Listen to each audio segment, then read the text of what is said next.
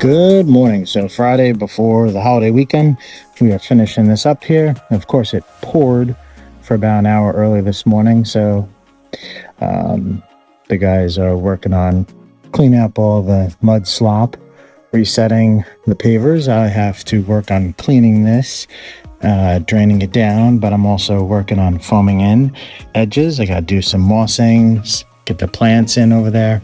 So moving along. Would have been nicer if there was no rain because the guys would have had no mud to deal with. But we're going to get it done.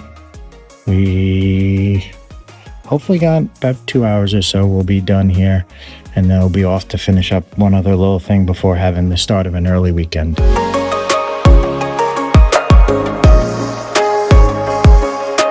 That's your bee protection? Yeah. Okay. It's good, right? Let me know how you do with the bee.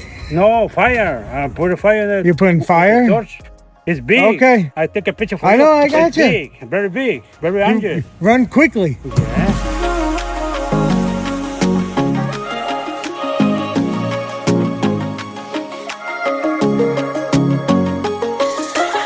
There we are. This is a medium.